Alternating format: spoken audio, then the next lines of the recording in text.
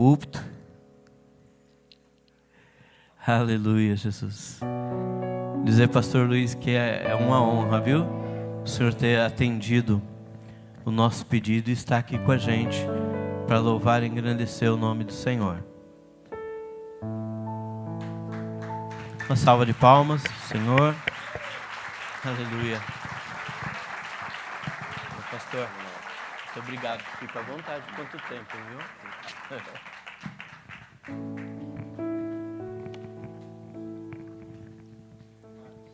Prezada igreja, a paz do Senhor.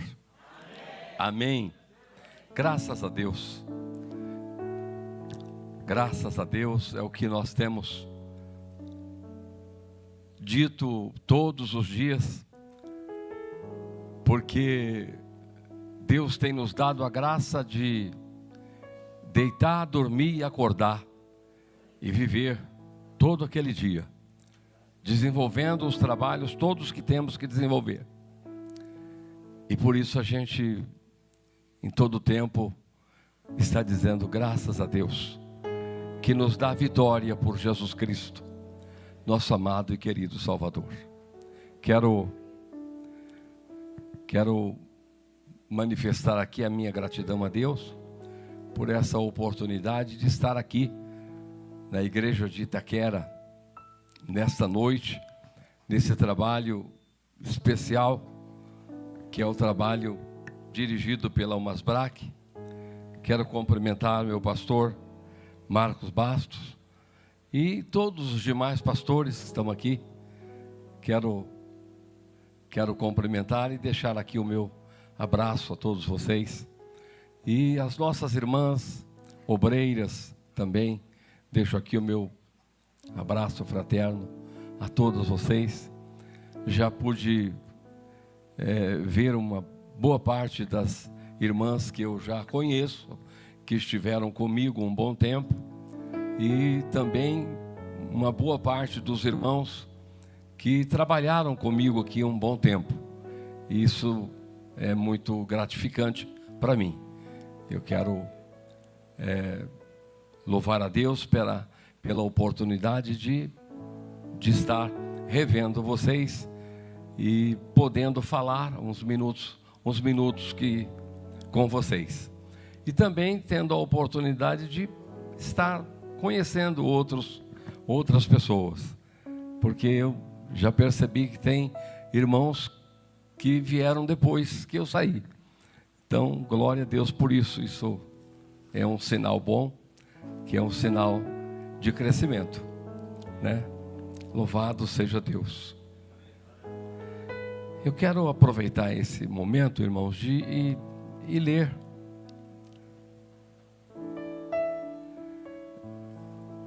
o versículo que os irmãos escolheram como tema para esse encontro da Umasbrac. Fui convidado pelo Robson, meu filho na fé, e enfim, tive a alegria de ter um sentimento de que no convite do Robson, eu estava recebendo o convite de todos os irmãos, do pastor Marcos e de todos os obreiros do ministério aqui. Vamos ficar em pé em reverência à palavra de Deus, irmãos?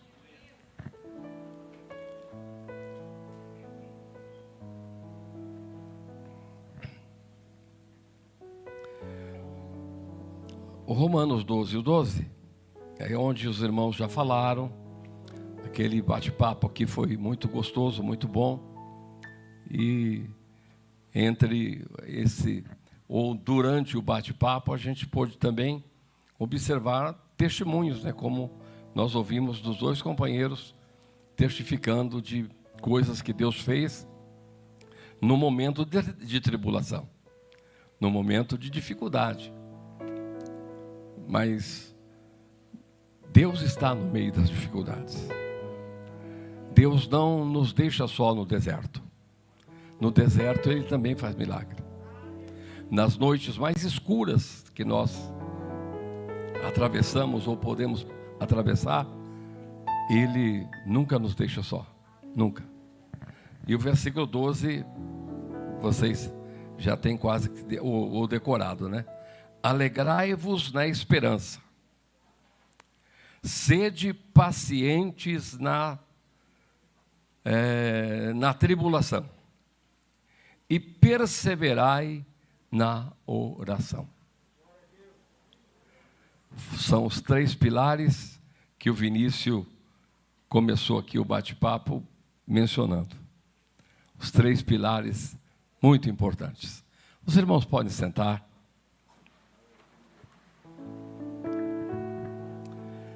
Mas eu gostaria também de dizer aos irmãos, antes de voltar aqui para a palavra, que durante todo esse período difícil de pandemia, as igrejas fechadas, os pastores bem tensos, ansiosos, foi um período que eu trabalhei muito e continuo trabalhando, porque não terminou. É bom nós termos sempre esse entendimento que não dá para relaxar, porque relaxar que eu digo no sentido das normas de distanciamento, de máscara, álcool em gel, e vai tomar os cuidados que as autoridades recomendam que tomamos. E nesse período eu trabalhei bastante. Deus me deu graça e eu trabalhei bastante. Não fiquei nem um dia em casa. Trabalhei, o pessoal, tanto do conselho quanto da convenção, eles ficaram 2 meses sem trabalhar, mas eu não pude ficar. Eu todos os dias tive que trabalhar, e todos os dias eu sempre fiz o mesmo, a mesma coisa de que eu sempre tinha feito antes, e venho fazendo. E Deus me guardou, eu não peguei a Covid. Tive perto de pessoas que estavam doentes, tive tratando com irmãos que estavam infectados e não sabiam ainda. E depois, quando ele foi internado, eu falei, puxa, mas eu tive com ele ontem. Eu tive com ele ontem. Mas Deus me guardou, até aqui Deus me guardou.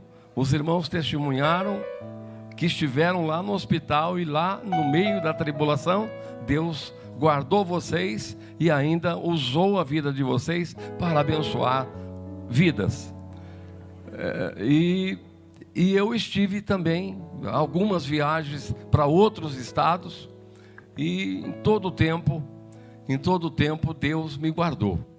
Deus me guardou, e estamos aqui hoje no dia 27 de novembro e de 2021, nesse período todo. Você pegou, pastor Marco.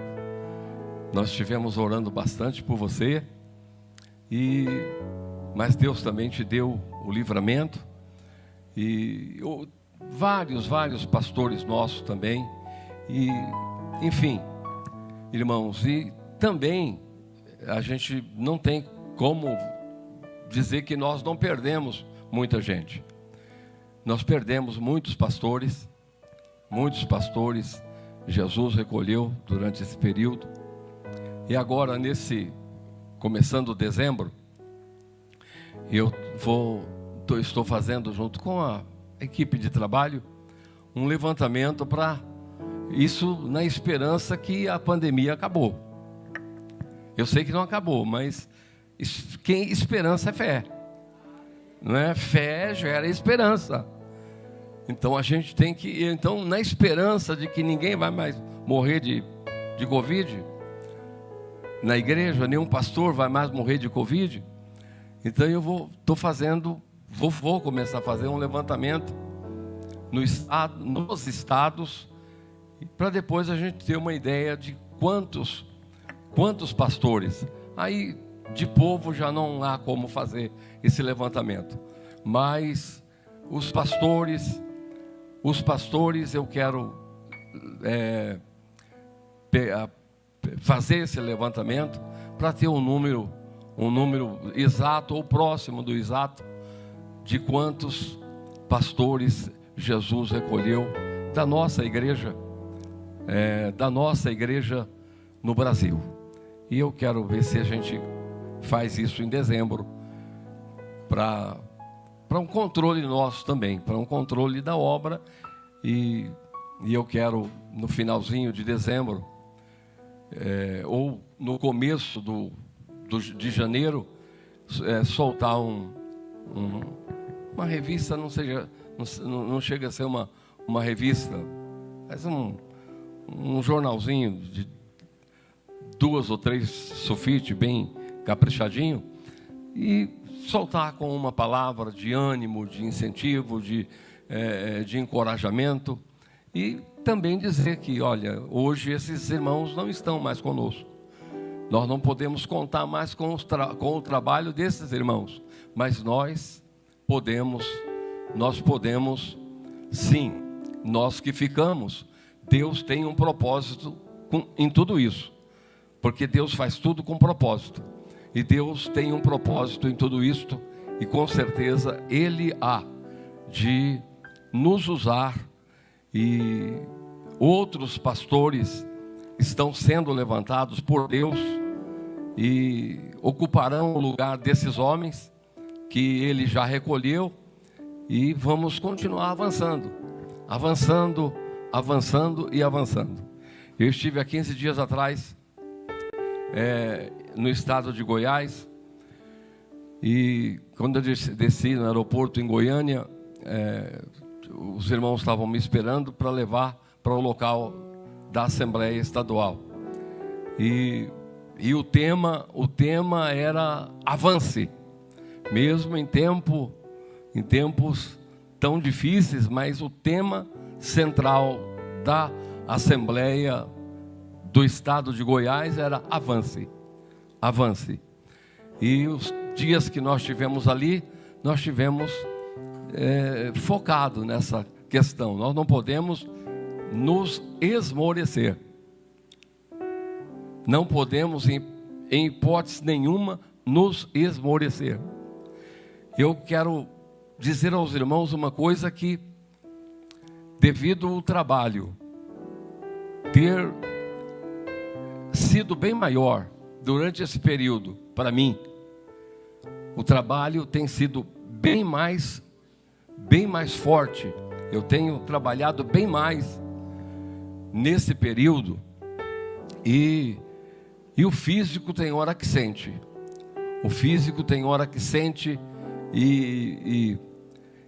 E parece que não vai dar para no outro dia sair e fazer tudo de novo, e fazer o trabalho tudo de novo. Mas Deus vai nos renovando no próprio trabalho. Eu conheci um pastor, e acho que vocês também ouviram já dizer isso. Ele disse: olha, nós os pastores, nós os crentes, nós devemos trabalhar até se cansar. E depois que se cansar, continuar trabalhando. Porque aí a gente descansa, se renova e continua trabalhando. E nunca para. E aí a gente nunca para. Então, de fato, essa é a palavra que deve estar na nossa boca. Avançai. Um monte de coisas, irmãos da Umasbrac, os pastores que estão aqui, as irmãs que estão aqui, nós precisamos viver no nosso dia a dia com o pé no chão. Eu tenho sempre o cuidado de estar com o pé no chão. Eu não sei, acho que seus irmãos entendem o que eu estou dizendo. Estar com o pé no chão, esse é realista. Tem um monte de problemas acontecendo. Ah, não, mas eu sou crente. Não, tem um monte de problemas acontecendo ao nosso redor, e tem muitos de nós que estão no meio dos problemas. Tem muitos dos nossos que estão envolvidos nos problemas. Isso é uma palavra do Senhor. Olha, enquanto a igreja estiver aqui, a igreja vai enfrentar momentos difíceis, vai enfrentar momentos de tribulação, vai passar por momentos duros. E nós estamos aqui ainda. Deus plantou a igreja no mundo. Deus plantou a igreja no mundo. E o propósito de Deus, isso a gente pode pegar lá no Antigo Testamento. No Novo fica ainda mais explícito. Deus plantou com um propósito. Porque o mundo está escuro. E Deus plantou a igreja para que ela fosse a luz deste mundo. Então a igreja está no mundo, mas o mundo não pode estar na igreja. A igreja está no mundo, mas o mundo não pode estar na igreja. E essa é uma questão que nós precisamos de observar, nós, os obreiros, dirigentes, os pastores, os crentes. Se a igreja está envolvida com o mundo, se o mundo está entrando porta dentro da igreja. Porque a igreja está no mundo, mas o mundo não pode estar na igreja. Não, o mundo não pode estar na igreja. Hoje nós temos, segundo estudiosos e eu acredito também pelos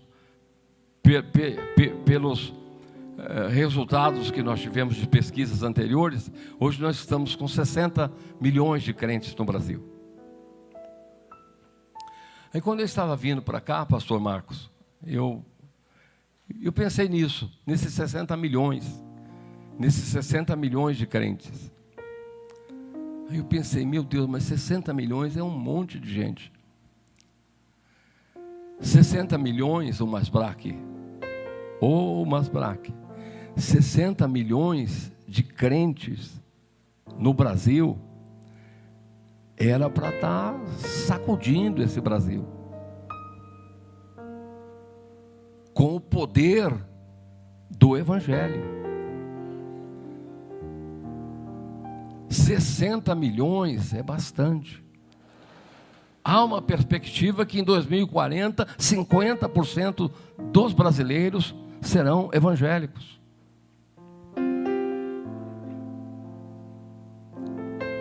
Mas, irmãos, hoje, com 60 milhões, eu acho que nós temos feito muito pouco. Não se desanime comigo, eu não vim aqui desanimar vocês. Pelo contrário, tá? Mas nós temos feito muito pouco. Porque 60 milhões é muita gente. E nós não temos feito o que devíamos fazer. Acho que até a lição de casa não temos conseguido. Até a lição de casa não temos conseguido. Jesus pegou 12. E 12 que quem olhasse para eles naquela ocasião, dizia, Jesus escolheu errado. Ele não acertou na escolha. Mas como Jesus é maravilhoso, irmãos, e Ele quando olha para mim, Ele não olha pelo que eu sou, ou Ele não olha pela capacidade que eu tenho, Ele não olha, não, Ele olha para mim, me chama, olhando para mim, o que Ele pode fazer comigo, e depois me usar para alcançar quem Ele quer alcançar. É por isso que Ele escolheu aqueles 12. É por isso que Ele escolheu aqueles 12. E com 12 Ele balançou o mundo. O mundo foi sacudido. O mundo foi sacudido com 12. Agora com 60 milhões, parece que está todo mundo meio acomodado. Ah, mas teve a pandemia. Não, mas eu não estou só falando. A pandemia tem 1 ano e meio, 2, está indo para 2. Mas eu estou falando desde lá de trás. Parece que nós estamos... Eu tenho trabalhado em 2 regiões, mais acentuadamente, irmãos. E regiões que são regiões razoavelmente grandes geograficamente, de patrimônio também. Mas, irmãos, para ganhar uma alma é muito difícil. É muito difícil. Quando nós chegamos na região aqui, próximo de nós, de Jundiaí, eu hoje dou graças a Deus que está bem melhor, está bem mais ajustada do que algum tempo atrás. Está bem mais ajustada, mas, irmãos, lá tem 20 congregações. Uma só é alugada. 19 é patrimônio. Aí a gente junta as 20 e faz um apanhado, tem 1.200 crentes. Aí você pega 1.200 para pegar uma média e divide por 20. Você vai ver que é uma região forte, grande, mas quando chega no número de pessoas, tem pouco.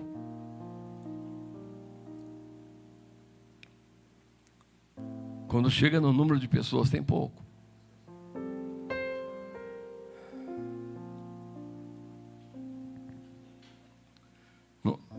Não estou ofendendo Jundiaí. Eu gosto de Jundiaí, eles gostam de mim também. Não tenho podido ir muito por causa do trabalho, mas está tudo sob controle. Os irmãos que estão lá, eles se afinaram com o meu jeito de trabalhar, e eu sei quando o irmão pintou a fachada da igreja, tem 20, pastor Marcos, mas quando ele pintou a fachada da igreja, eu fico sabendo. E não foi imposição, não tem nada de imposição. Pintou a fachada, eu fico sabendo. E eu não quero, com essa fala, deve estar sendo transmitido online aqui, né? Que se alguém de lá estiver me vendo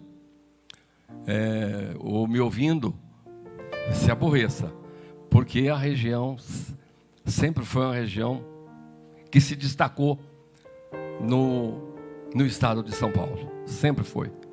Todos os pastores que passaram lá foram homens comprometidos com Deus, e no final agora, né, há pouco mais de 2 anos, a forma que Deus recolheu o pastor Horaci, aí nós ficamos para colocar tudo. Foi de uma forma, de repente, ele teve no culto dos superintendentes, você já sabe disso, de manhã, e 8 e pouco da noite, o caixão dele estava entrando na igreja para ele ser velado. Então aí a gente pegou tudo então demandou esse tempo, mas é uma região conhecida. Estou trabalhando também com bastante afinco na região de Sumaré. E, irmãos, é uma igreja, é um templo que senta umas 1.000 pessoas, mais ou menos 1.100 pessoas. E tem 5 congregações. Tem 5 congregações na cidade. Mas é outro trabalho que estamos ali fazendo com bastante esforço, com bastante oração. E eu aproveito e peço aos irmãos que estejam orando por nós, por esses trabalhos todos.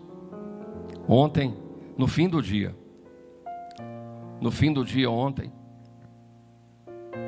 no fim do expediente, eu recebi a ligação do pastor Alberto, Eu não vim pensando em contar isso tudo para os irmãos. E de repente eu estou contando coisas e estou deixando aqui de... Mas eu não sei se essas coisas também ajudam, edificam, motivam, não. De fato, se passar esses 60 milhões num filtro, será quantos que ficam? De repente a gente pode pensar nisso. E aí o telefone tocou, a Denise atendeu, passou para mim, era o pastor Alberto. Pastor Alberto, ele é nosso pastor de Bauru. Também uma região de um grande destaque. E ele falou comigo uma meia hora. Falou, pastor Bergamin, eu há dias que eu estou querendo falar com o senhor, mas não estou tendo coragem de falar. Eu falei, que isso, pastor? Pode falar. Eu estou aqui para te ouvir e no que eu puder eu vou te ajudar. E aí ele disse, pastor, eu estou muito doente. E eu quero entregar a igreja. As igrejas. E Bauru sofreu um abalo grande ultimamente, né? Houve algumas igrejas que eu não quero usar a palavra divisão, mas algumas igrejas que saíram daquela igreja. E ele disse, o senhor vem aqui semana que vem, vê qual dia que o senhor pode vir, que eu vou entregar a igreja para o senhor. Então, são trabalhos e mais trabalhos. Eu citei duas regiões, mas, irmãos, agora mais uma, eu estou indo, a segunda-feira, vou estar ligando para ele, marcando o dia de estar indo lá. Penso em estar indo entre quarta ou quinta-feira, em socorro a ele e também em socorro à obra de Deus. Então, meus irmãos, a obra de Deus, ela caminha, ela nunca para. Mas se a gente disser não, por isso que eu falei de pé no chão, se a gente disser não, irmão, sou crente, a obra de Deus, tudo tá... não, irmãos, tem hora que a gente passa pela noite escura e a noite fica muito longa, parece que emenda a outra noite, mas há uma promessa de Deus. Há uma promessa de Deus nessa noite escura. A alegria vem ao amanhecer. Então isso significa que Deus não está longe da gente na noite escura. E quando eu falo de pé no chão, eu estou dizendo, irmãos, de que é pé no chão. Quantas vezes nós passamos por deserto que as pessoas se levantam e trazem um relatório horroroso, como os 10 espias que Moisés mandou espiar a terra, trouxeram. E aquele relatório dos 10 espias criou uma explosão no meio daquela multidão que estava no deserto, nos seus arraiais. Que explosão por causa de um relatório ruim, quase que divide tudo. Aí vem o Caleb, vem o Josué, e consegue jogar água na fervura. Mas se fosse deixar pelos 10, irmãos, estavam todo mundo voltando para o cativeiro. E Deus não quer nos ver no cativeiro mais, porque Ele já nos tirou do cativeiro. E se não estamos no cativeiro, estamos livres. E se estamos livres, podemos nos mexer, podemos nos movimentar, podemos trabalhar, podemos dar testemunho.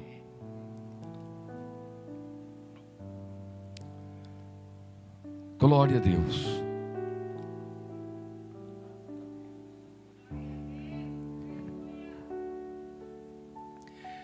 E aqui, irmãos, quando o apóstolo Paulo fala de se alegrar,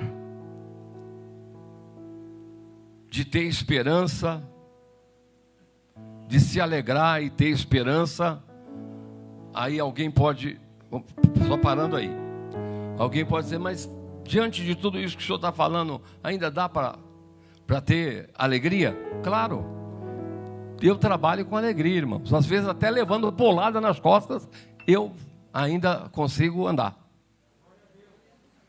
Pode ter certeza que bolada não falta. Vocês não vê, mas bolada não falta. Aí vai, mas com bolada e tudo, a gente vai.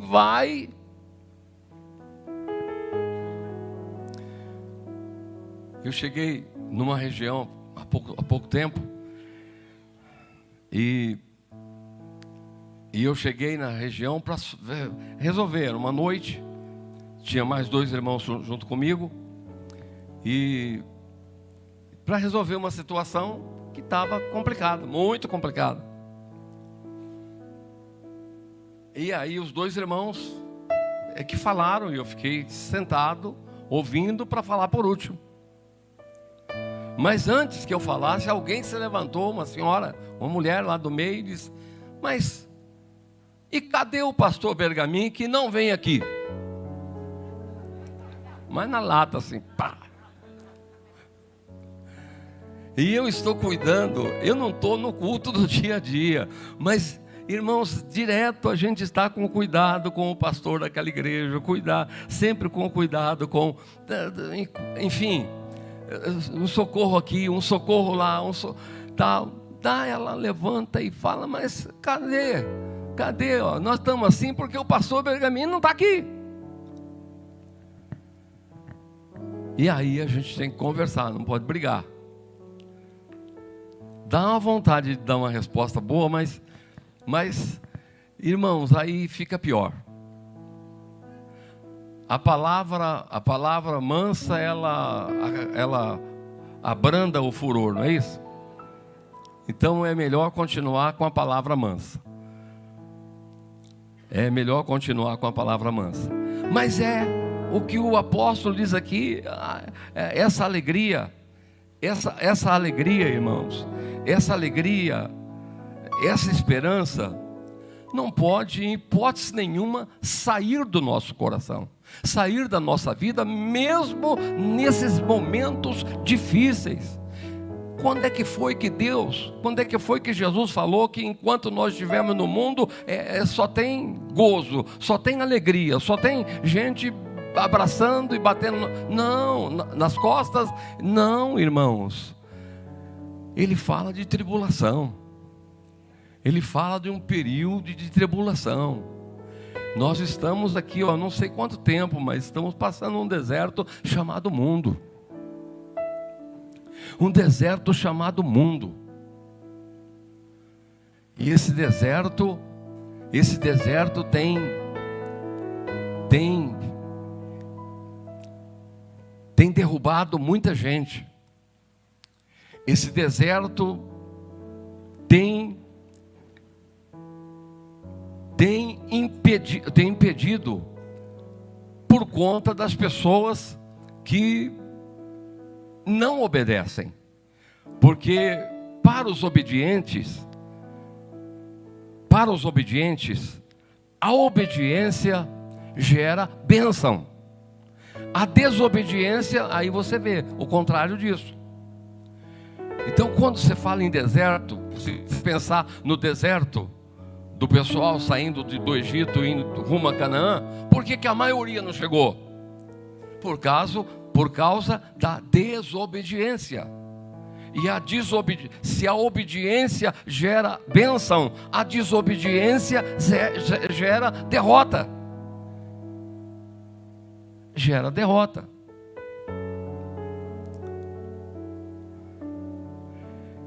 Mas nós, em hipótese alguma, o Masbraque, obreiros, irmãs, podemos nos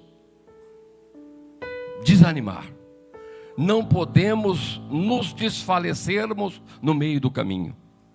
Eu gosto de uma palavra que vocês já devem ter ouvido falar muitas vezes.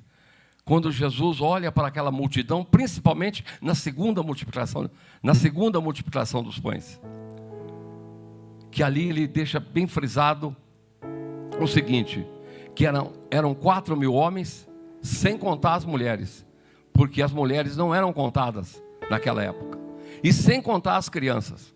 Então dá para você perceber o tamanho da multidão que estava com ele há 3 dias. E ele disse: eu não quero despedir esse povo sem dar de comer esse povo, porque está comigo há 3 dias, e esse povo não tem se alimentado, e eu não posso despedir esse povo sem que eles comam. Os discípulos se apavoraram, porque os discípulos eram pessoas como nós, só vê até a parede, mas Deus vê depois da parede, depois, e é este o Deus que nós servimos. Por isso que nós estamos aqui, por isso que estamos hoje aqui, porque nós acreditamos nesse Deus, nós sentimos alegria em servir esse Deus, nós sentimos alegria em servir esse Deus, sentimos gozo em servir esse Deus.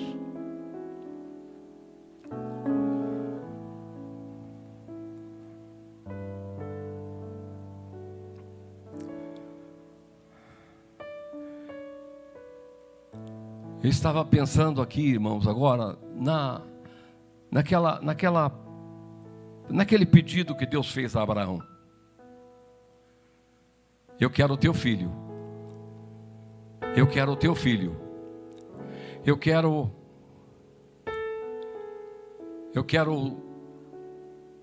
o teu filho. Mas foi ele que deu. Mas Abraão não ousou questioná-lo. E eu quero o teu filho. Aí Deus acrescenta e diz: aquele que tu amas. E Deus acrescenta e diz: o teu único filho. Você só tem ele. E o nome dele é o Isaac.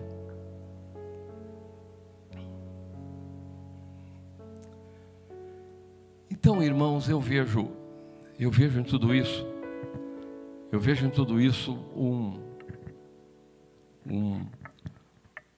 como que eu poderia dizer para vocês?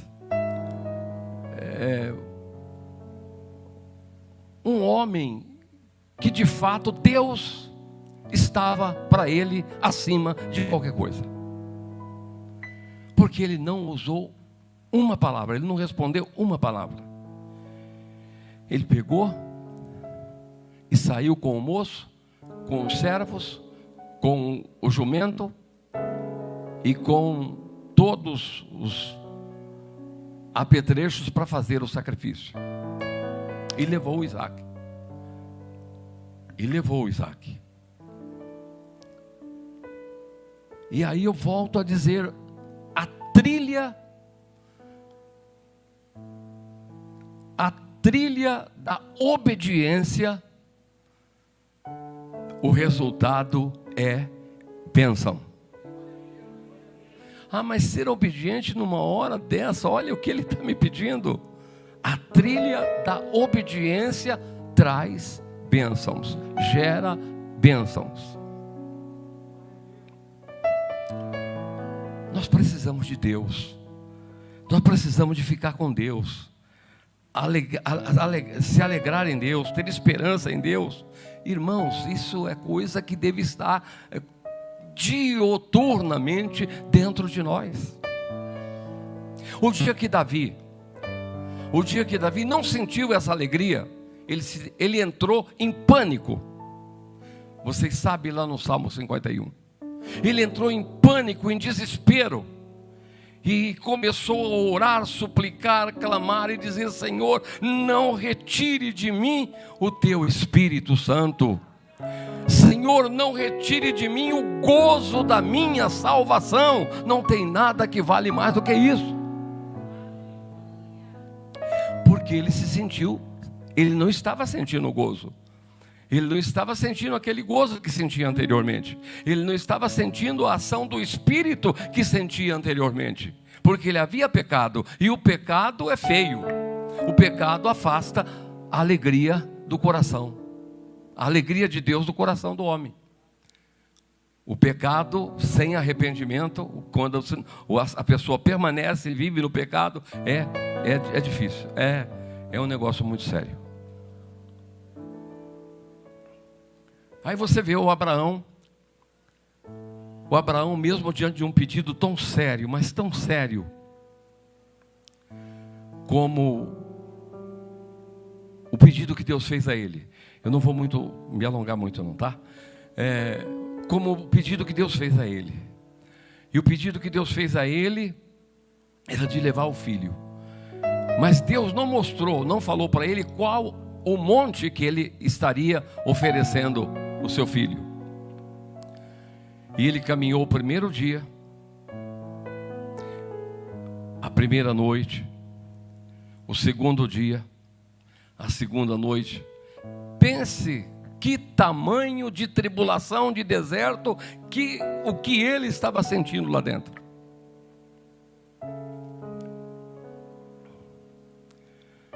Mas ele não disse não. Ele não disse não. Aí no terceiro dia, Deus mostrou o monte, nas terras de Moriá. O monte é aquele. Aí, quando Deus mostrou o monte, aí você vê a esperança. O que é esperança? Esperança é fé, é certeza que Deus vai agir. Você tem esperança? Não perca a esperança em Deus. Não perca nunca a esperança em Deus. Aí quando Deus disse, olha, o monte é aquele, ele chegou para os dois servos e disse, agora vocês ficam aqui, o jumento fica também. Aí só vai eu e o menino, só vai eu e o Isaac. Aí vai indo, tal. Aí no caminho o Isaac fala, pai, mas está tudo aqui, tem o facão, tem a lenha, tem tudo aqui para o holocausto, mas não tem o principal. Olha, isso para o pai, ele era uma prova, era um teste, mas ele não sabia. Ele não sabia. E ele responde para o filho, filho, o cordeiro Deus proverá para si. Irmãos, por isso que eu disse, pega 60 milhões e passa num filtro. A gente faz de tudo para ser o melhor crente que a gente pode, mas irmãos, quando a gente olha para esses patriarcas, para esses pais da igreja, meu Deus, a gente fala, meu Deus, como eu tenho que melhorar, como eu tenho que melhorar, como eu tenho que melhorar.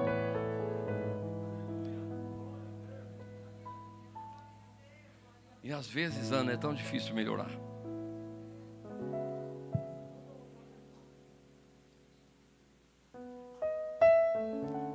Quando a gente olha para os pais da igreja, a gente diz, meu Deus, isso não é uma história, isso não é alguma coisa que alguém inventou e mandou colocar num não, isso é real, isso aconteceu. E Deus vai testando, irmãos, Deus vai testando e deixa até o momento final, até a hora que o facão está levantado para imolar o Isaac, Deus deixou para bradar no momento final, Abraão, Abraão, aleluia, o facão levantado, Abraão, Abraão, e do mesmo jeito que ele falou lá, um pouquinho mais já, de 3 dias atrás, quando Deus o chamou, eis-me aqui, Senhor. Agora lá, já com o altar pronto, com o Isaac em cima da lenha, ele disse a mesma coisa, eis-me aqui, Senhor.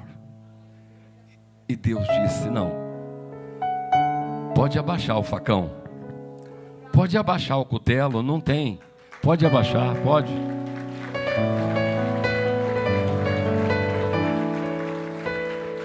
Glória a Deus. Pode abaixar. Porque você acha que Deus não sabia que Abraão ia fazer aquilo? Irmãos, é claro que Deus sabia. Deus sabia perfeitamente que Abraão ia fazer exatamente como ele fez. Mas Deus fez com Abraão, mandou colocar na Bíblia, e em todo tempo que o Evangelho for pregado, todo mundo vai ter que conhecer isso. Os propósitos de Deus, irmãos, nós não conseguimos entender. Entendemos um pouco, mas a maioria nós não conseguimos entender. Deus sabia perfeitamente. Deus não precisa de testar ninguém. Deus sabe quem vai falhar e quem não vai falhar.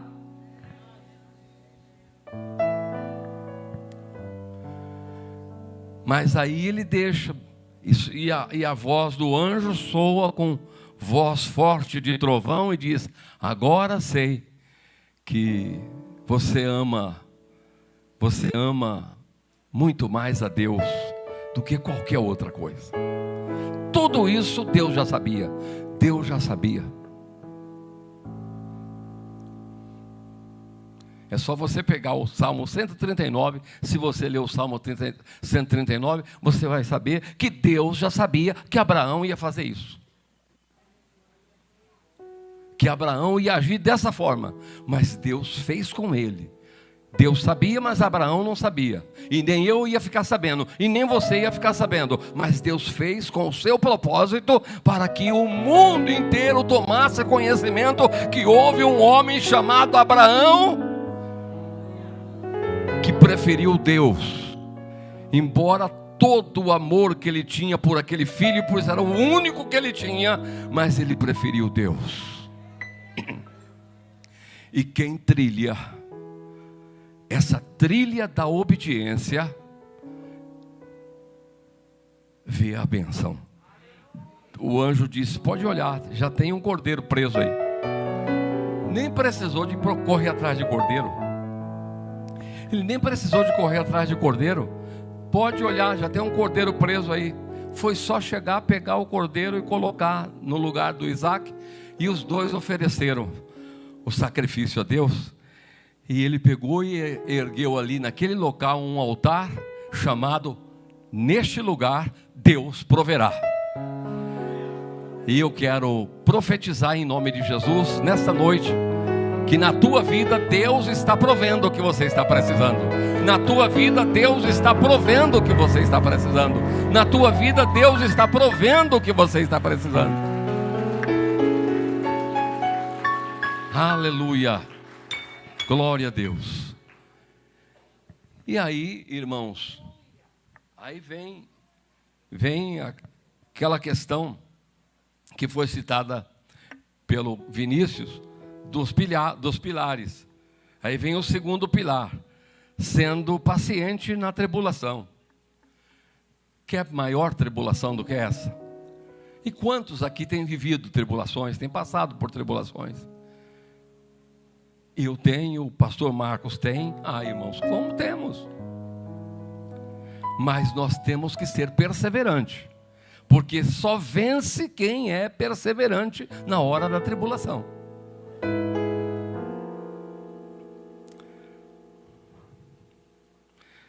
Porque a tribulação pode ser um caminho desse.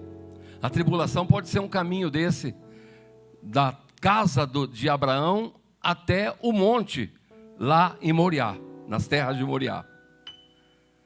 Que tribulação!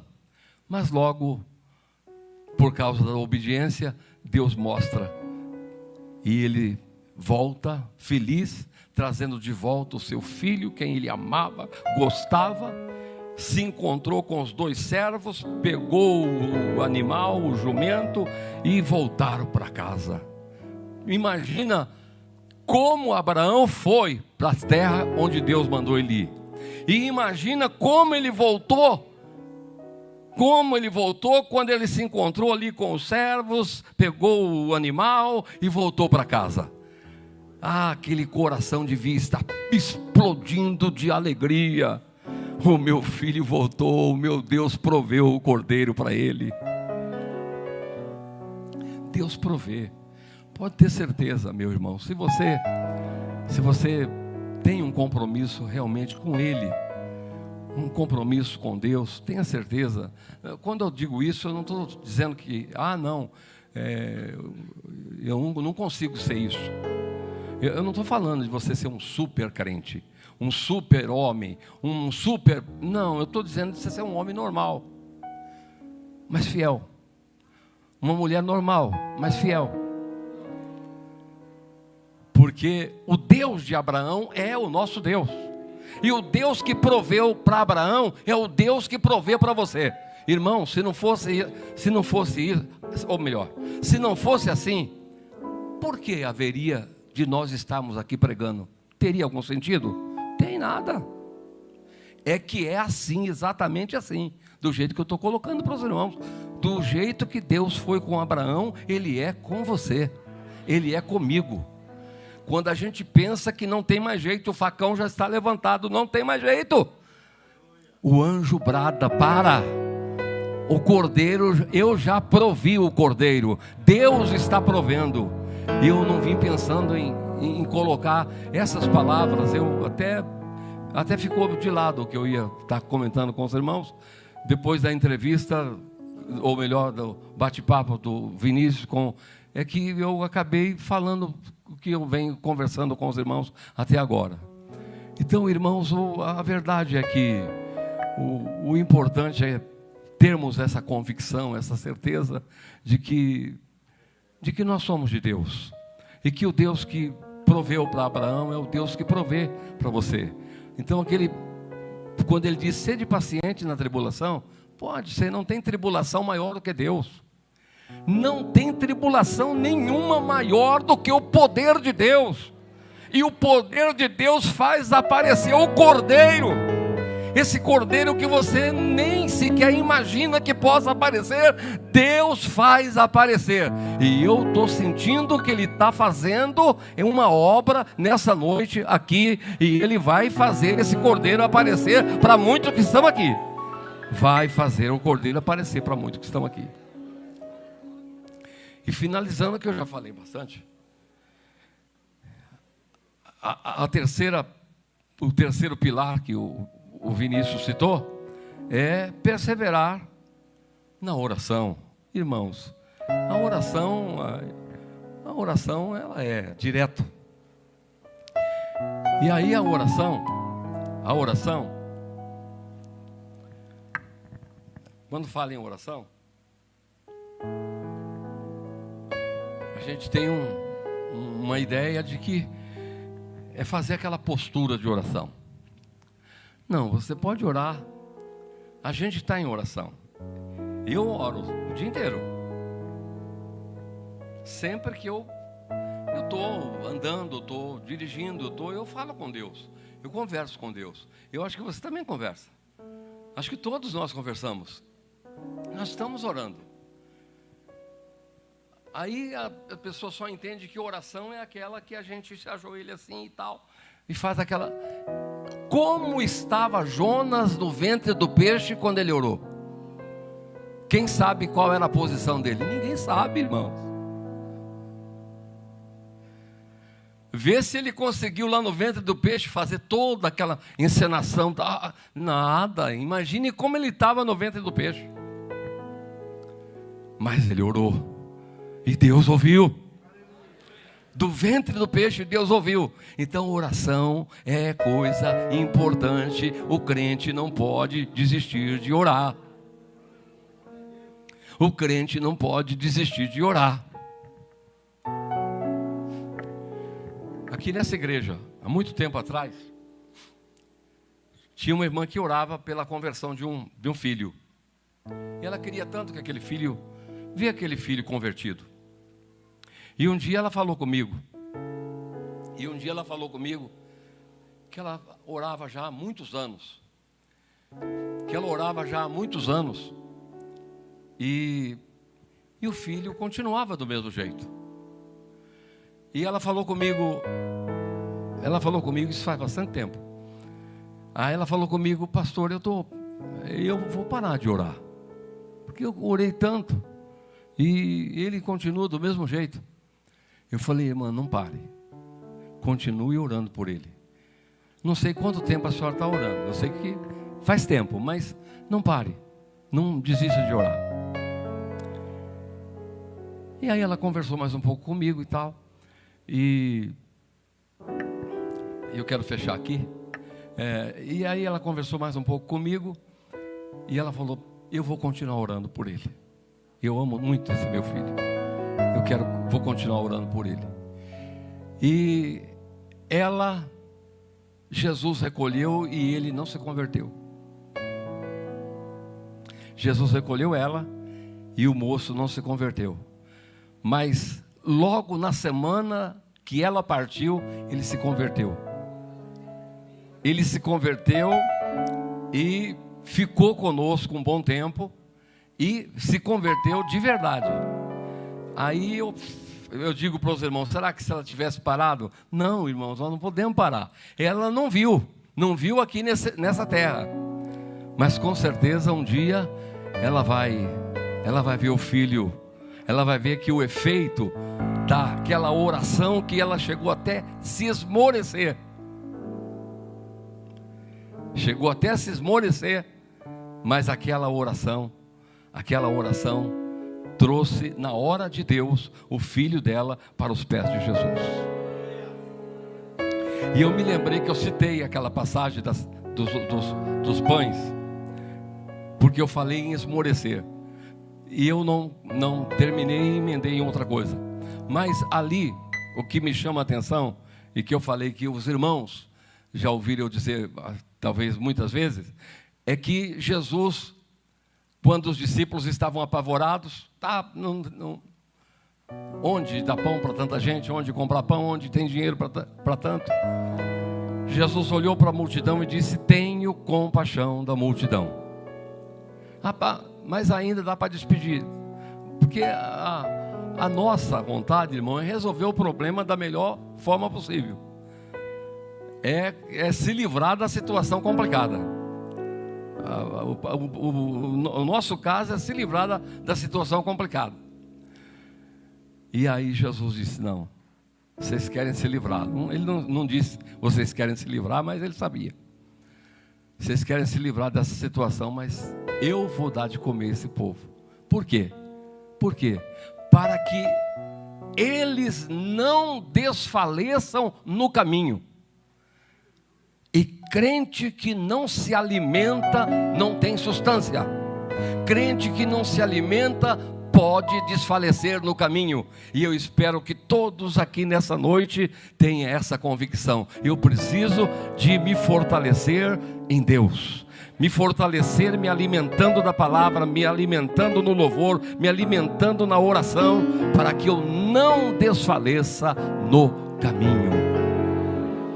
Então a oração é fundamental. Talvez o resultado a gente não vê na hora, como essa irmã, ela partiu e não viu, mas o filho se converteu depois. Obrigado, irmãos, obrigado pela atenção de vocês. Demorei para vir aqui, e aí acabei tomando um tempo enorme. Mas o nome de Jesus seja louvado. E quero só fazer um pedido. Os irmãos, eu sei que os irmãos olhem por mim, pastor Marcos, mas eu quero pedir que os irmãos continuem orando por mim, que árdua é a batalha e grande é a seara, e não parece, mas a mais pura verdade é o que Jesus falou: são poucos os trabalhadores. As palmas louvam o nome de Jesus.